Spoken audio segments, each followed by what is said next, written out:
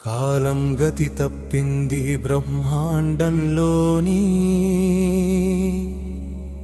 గడియారం ముళ్ళు విరిగిపోయింది.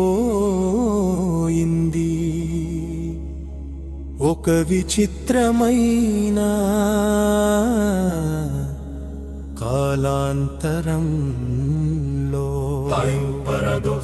త్రేతాయుగం మరియు ద్వాపరయుగం ఒకే సరళ రేఖపైకి వచ్చాయి. ఒకవైపు కురుక్షేత్ర రణరంగం, రక్తం చిందించడానికి సిద్ధంగా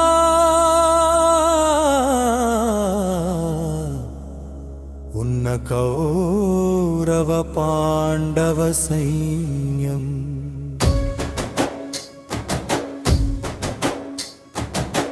మరొక వైపు లంకా యుద్ధ భూమి, గర్జించే వానర సేన రాక్షసమూకలు. అకస్మాత్తుగా ఆకాశం బద్దలైనట్లు శబ్దం వచ్చింది. రెండు ప్రపంచాలు ఒక్కటయ్యాయి. సన్నివేశం కురుక్షేత్రం మధ్యలో అర్జునుడి రథంపై కూర్చున్న శ్రీకృష్ణుడు చిరునవ్వుతో వేలుపై సుదర్శన చక్రాన్ని తిప్పుతున్నాడు. దానికి సరిగ్గా ఎదురుగా ధనుసు ఎక్కు పెట్టి కళ్ళలో నిప్పులు కురిపిస్తూ గంభీరంగా నడిచి వస్తున్నాడు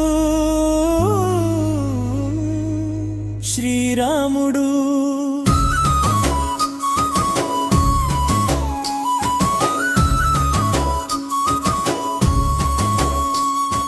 శ్రీరాముడు కోదండం ఎక్కుపెట్టి గంభీరంగా పలికాడు.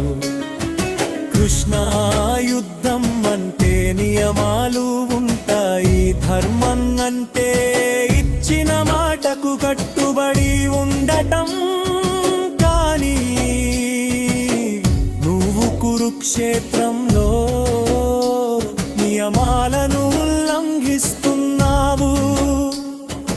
అధర్మాన్ని అణచడానికి మరొక అధర్మాన్ని ఎంచుకోవడం నా దృష్టిలో తప్పు. నా బాణం ధర్మానికి మాత్రమే ద్రలవంచుతుంది.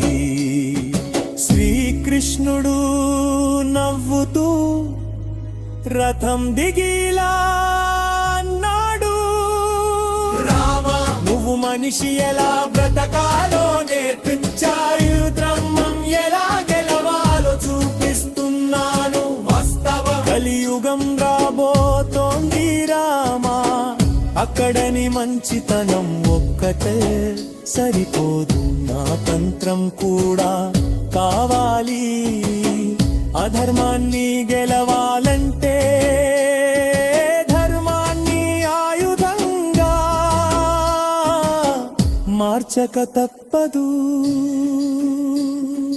మాటలు ముగిశాయి, నిశ్శబ్దం ఆవహించింది.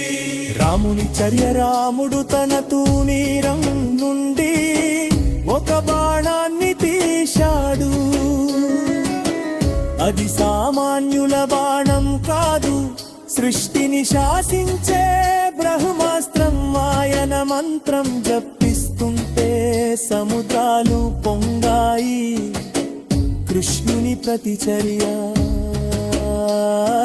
కృష్ణుడు తన చిటికెన వేలిపై ఉన్న సుదర్శన చక్రాన్ని వేగంగా తిప్పాడు. అది కోటి సూర్యకాంతితో వెలిగిపోతూ అగ్నిని కక్కుతోంది. హనుమంతుడు ఒక పక్క రాముడిని చూసి నమస్కరిస్తున్నాడు. మరో పక్క కృష్ణుడిలో రాముడిని చూసి అయోమయంలో ఉన్నాడు. అర్జునుడు గండీవం దించి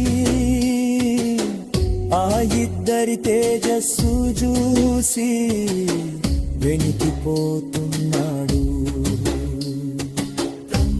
రాముడు.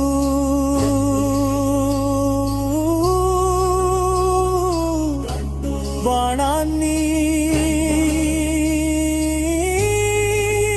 వదిలాడు, కృష్ణుడు చక్రాన్ని వదిలాడు.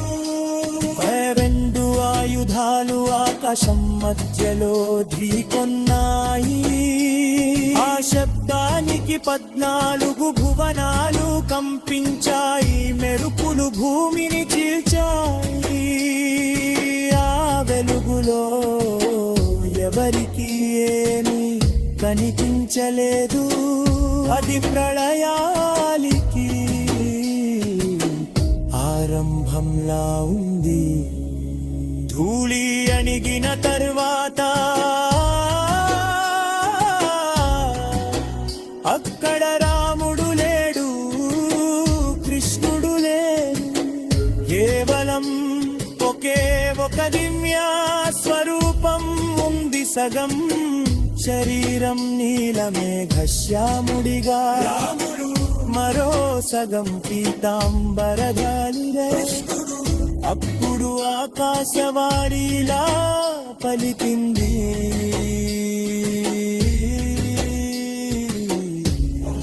రాముడు భర్మానికి రూపం, కృష్ణుడు ఆ ధర్మాన్ని నిలమెత్తే వ్యూహం రందు. లేకపోతే కృష్ణుడికి పునాది ఏడు, కృష్ణుడు లేకపోతే రాముడ ధర్మానికి అక్షరలాడు రక్కదు.